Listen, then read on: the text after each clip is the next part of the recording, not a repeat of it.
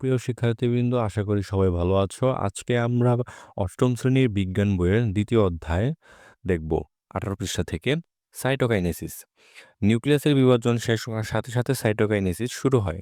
প্রকৃতপক্ষে telophase দশাতেই cytokinesis শুরু হয়।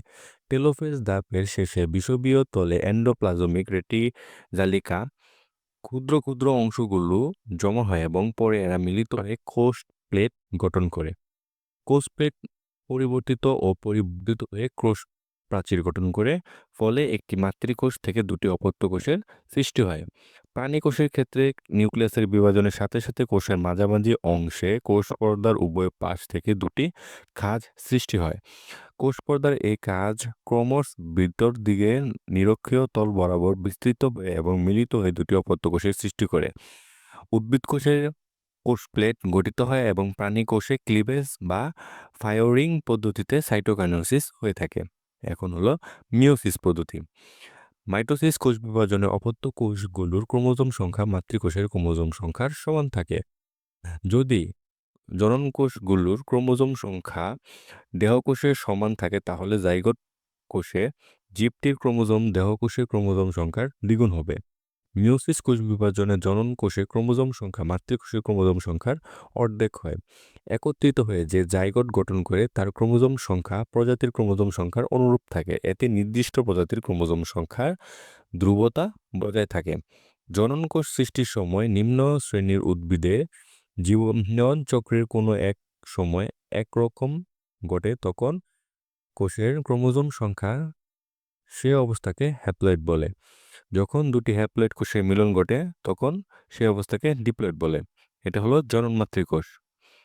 মিওসিস প্রক্রিয়ায় 2n থেকে n আবার এটা মিলিত হয়ে 2n হয়। সুতরাং মিওসিস কোষ বিভাজন হয় বলে প্রতিটি প্রজাতির বৈশিষ্ট্য বংশ পরম্পরায় টিকে থাকে। মিওসিসের বৈশিষ্ট্য: ডিপ্লয়েডের নতুন জীবের জীবের জননমাতৃ কোষ ও হ্যাপ্লয়েড জীবের জাইগোটে মিওসিস ঘটে থাকে। এই ধরনের কোষ বিভাজনে একটি কোষ থেকে 4টি কোষের সৃষ্টি হয়। ক্রোমোজোম একবার বিভাজিত হয় এবং নিউক্লিয়াস দুবার বিভক্ত হয়। সৃষ্ট 4টি কোষের নিউক্লিয়াস ক্রোমোজোম সংখ্যা মাতৃকোষের নিউক্লিয়াসের ক্রোমোজোম সংখ্যার অর্ধেক করে থাকে। মিওসিস কোথায় ঘটে? মিওসিস কোষ বিভাজন প্রধানত হ্যাপ্লয়েড জীবের জনন কোষ বা গ্যামেট সৃষ্টির সময় জনন মাতৃকোষে ঘটে থাকে। সপুষ্পক উদ্ভিদের পরাগধানী এবং ডিম্বকের মধ্যে এবং উন্নত প্রাণীদের শুক্রাশয় ও ডিম্বাশয়ের মাধ্যমে মিওসিস ঘটে থাকে। হ্যাপ্লয়েড জীবের জাইগোটে মিওসিস ঘটে থাকে। মিওসিস কোষ বিভাজন: মিওসিস কোষ বিভাজনের সময় একটি জনন মাতৃকোষ পরপর দুইবার বিভক্ত হয়। মিওসিস 1 এবং দ্বিতীয় বিভাজন মিওসিস 2 বলা হয় থাকে। প্রথম বিভাজনের সময় দুটি অপত্য কোষের ক্রোমোজোম সংখ্যা মাতৃকোষের ক্রোমোজোম সংখ্যার অর্ধেক হয়। দ্বিতীয় বিভাজনটি মাইটোসিস বিভাজনের অনুরূপ। প্রথম বিভাজনে উৎপন্ন প্রতিটি কোষ পুনরায় বিভাজিত হয়ে দুটি অপত্য কোষের সৃষ্টি হয়। এই ক্ষেত্রে অপত্য কোষের ক্রোমোজোম সংখ্যা মাতৃকোষের ক্রোমোজোম সংখ্যার সমান হয়। একটি জনন মাতৃকোষ থেকে 4টি অপত্য কোষের সৃষ্টি হয়। এটা হলো মিওসিস কোষ বিভাজন। জনন মাতৃকোষ 2n ভেঙে n হবে প্রথমে, পরে এটা আবার ভাঙবে, পরে n এভাবে 4টা কোষের সৃষ্টি হয়। বংশগতিক নির্ধারণ মানে ক্রোমোজোম, ডিএনএ ও আরএনএর ভূমিকা। মাতা পিতার বৈশিষ্ট্য যে প্রক্রিয়া সন্তান সন্ততিতে সঞ্চারিত হয় তাকে বংশগতি বলে। সন্তানরা পিতামাতা যেসব বৈশিষ্ট্য পায় সেগুলোকে বংশগত বৈশিষ্ট্য বলা হয়ে থাকে। ঊনবিংশ শতাব্দীর দ্বিতীয়ার্ধে প্রথম যিনি বংশগতির ধারা সম্বন্ধে ধারণা দেন তিনি হলেন গ্রেগর জোহান মেন্ডেল।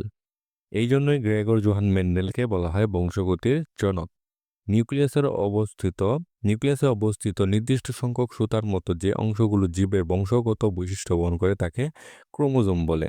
প্রতিটি ক্রোমোজোমের প্রধান দুটি অংশ থাকে, ক্রোমাটিড এবং সেন্ট্রোমিয়ার। মাইটোসিস কোষ বিভাজনে প্রোফেজ ধাপে প্রত্যেকটা ক্রোমোজোম লম্বালম্বিভাবে বিভক্ত হওয়ার পর যে দুটি সমান আকৃতি সৃষ্টি করে বা সুতার মতো যে অংশ সৃষ্টি করে অংশ গঠন করে তাকে ক্রোমাটিড বলে। ক্রোমাটিড দুটি যে নির্দিষ্ট স্থানে পরস্পর সংযুক্ত থাকে তাকে বলা হয় centromere. Nucleic acid: nucleic acid দুই ধরনের, ডিএনএ বা ডিঅক্সিরাইবো নিউক্লিক অ্যাসিড এবং আরএনএ হলো রাইবো নিউক্লিক অ্যাসিড। ক্রোমোজোমের প্রধান উপাদান হলো ডিএনএ। বংশগতি ধারা পরিবহনে ক্রোমোজোমের বৈশিষ্ট্য নিয়ন্ত্রণকারী ডিএনএ ও আরএনএ গুরুত্ব অপরিসীম।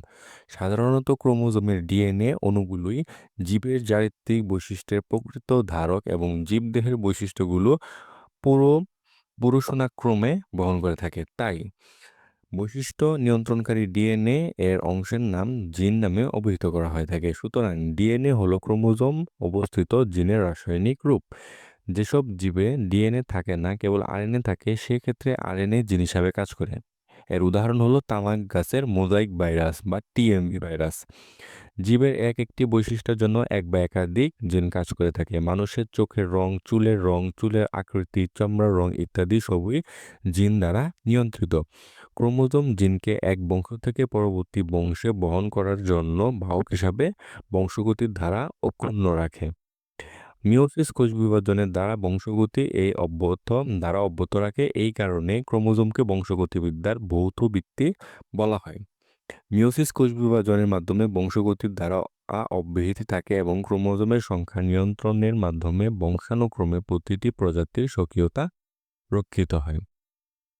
মানুষের দেহে কোষে 46টি ক্রোমোজোম থাকে। জনন কোষে এবং ভ্রূণের কোষে ক্রোমোজোম সংখ্যা কত হবে এটা তোমরা বের করবে।